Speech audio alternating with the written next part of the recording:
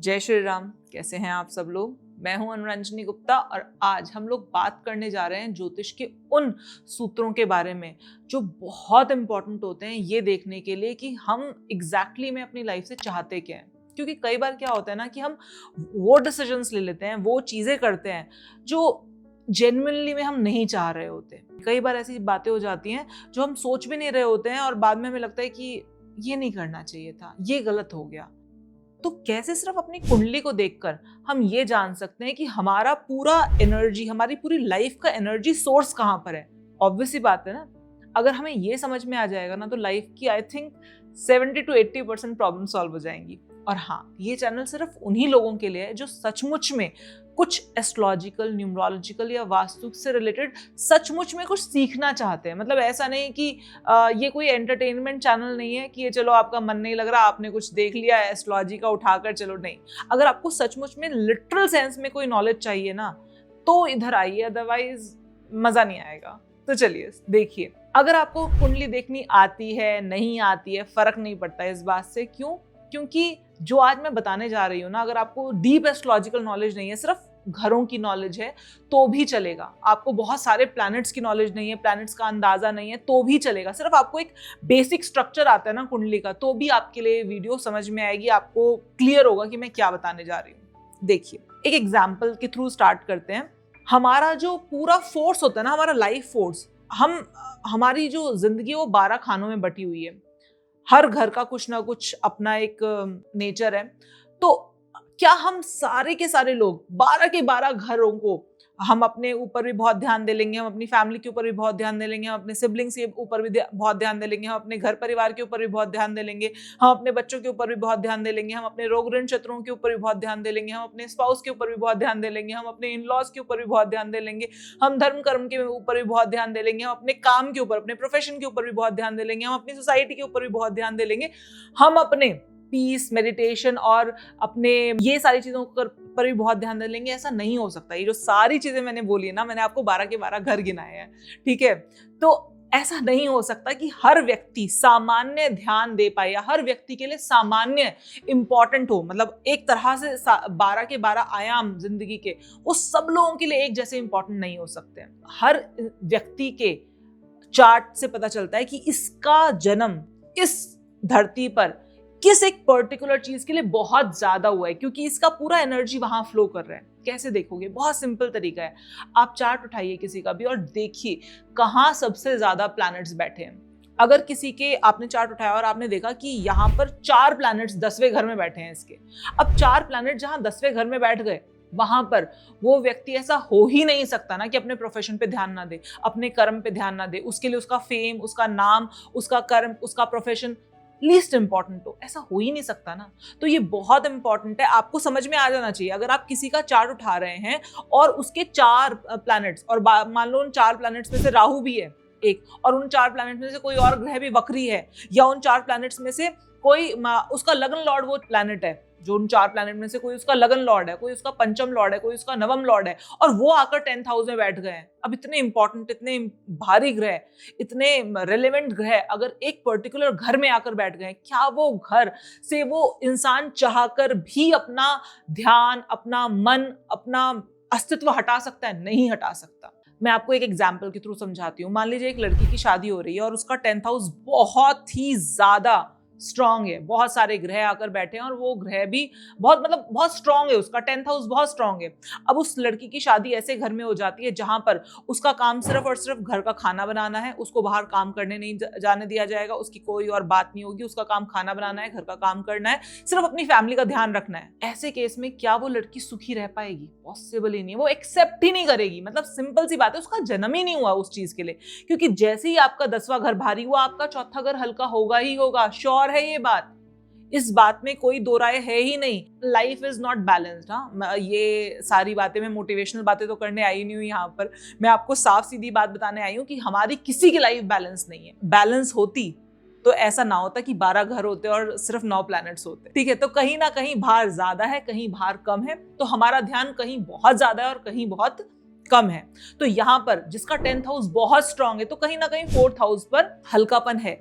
तो यहाँ पर आपका प्रोफेशन पे ध्यान बहुत ज्यादा है, घर के ऊपर ध्यान कम है, घर की चीजों के अंदर ध्यान कम है।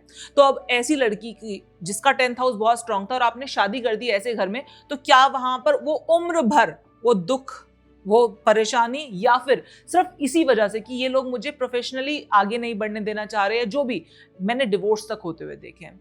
तो हमेशा हमें ये ध्यान रखना चाहिए कि हमारा जो लाइफ का फोकस है, हमारी कुंडली हमें क्या बता रही है। मान लीजिए अगर किसी का बहुत सारे ग्रह आकर बैठे हैं सेकंड हाउस में, मतलब बहुत स्ट्रांग हो गया सेकंड हाउस, या कोई वक्री ग्रह आकर बैठ गए, 2 वक्री ग्रह आकर बैठ गए, या राहु आकर बैठ गया दूसरे घर में, ठीक है। मेरे पास एक कंसल्टेशन आया था और वो लड़का लड़की से शादी करना चाह रहा था, लव मैरिज थी। तो ये पूछा गया कि भाई शादी करना चाह रहा है, लेकिन घर वाले नहीं मान रहे थे, परिवार वाले नहीं मान रहे थे, और उसके दूसरे घर में अराउंड 4 ग्रह बैठे थे, प्लस एक वक्री ग्रह भी था। वक्री मतलब बहुत ऑब्सेशन दे देता है वक्री ग्रह, जिस भी घर में बैठता है बेसिकली वक्री ग्रह ना उस घर को बहुत पावरफुल बना देता है। आप चाहकर भी उधर से ध्यान नहीं हटा सकते हो। तो सेकंड हाउस में वो इतने सारे ग्रह बैठे हैं। ये व्यक्ति मेरे पास आया है और मुझसे पूछ रहा है, लव मैरिज करनी थी इन लोगों ने और घर वाले नहीं मान रहे हैं, लड़के के घर वाले नहीं मान रहे हैं, और लड़के के ही सेकंड हाउस में इतने सारे ग्रह बैठे हैं। अब साफ सिंपल बात है, जो दशा चल रही थी उसके हिसाब से आज की डेट में लव मैरिज करना चाह रहा है। वो जो दशा है वो उसको प्रोवोक कर रही है, बट ये टेम्परेरी फेज है। क्यों? क्योंकि उसका चार्ट साफ सीधे तरीके से, बहुत क्लियर तरीके से ये बता रहा है इसका चार्ट कि सिंपल है भाई, तुम्हारे लिए सेकंड हाउस बहुत ज्यादा इंपॉर्टेंट है। सेकंड हाउस का मतलब क्या है? घर परिवार। तुम्हारे लिए तुम्हारा कुटुंब बहुत ज्यादा इंपॉर्टेंट है। आज की डेट में चाहे अपने परिवार से हटकर अगर तुमने शादी कर भी ली तो कल की डेट में 110% रिग्रेट होगा। तुम कुछ भी कर सकते हो, अपने परिवार से अलग नहीं रह सकते, अपने परिवार से डिटैच होकर नहीं रह सकते। परिवार वालों ने बोल दिया था कि अगर इस लड़की से शादी की तो अपना देख लेना अपने हिसाब से, हमारे से कोई रिलेशनशिप नहीं रह जाएगा। तो यहाँ पर सजेशन क्या देना पड़ेगा? चाहे आपको दिख रहा हो, नहीं दिख रहा हो, कुछ भी दिख रहा हो, लेकिन आपको सजेस्ट करना पड़ेगा, सामने वाले को ये बताना पड़ेगा कि देखो भाई, आज दशा का सिस्टम चल रहा है, तुम्हारी जैसी दशा खत्म होगी तुमको रिग्रेट होगा, इस शादी पर रिग्रेट होगा तुमको कि क्यों कर ली, ये घर वालों की मर्जी के बिना कर ली। लाइफ में सुकून नहीं आएगा। सिंपल सी बात है, आपकी एनर्जी जहां ज्यादा फ्लो कर रही है आपको लाइफ में सुकून वहीं से मिलेगा। आपने इस धरती पर जन्म लिया है, एक पर्टिकुलर पर्पस से लिया है। 12 के 12 घर बिल्कुल मानती हूँ, बहुत सारी चीजें होती है लाइफ में, लेकिन हर व्यक्ति एक जैसा नहीं होता। किसी के लिए घर परिवार बहुत इंपॉर्टेंट होता है,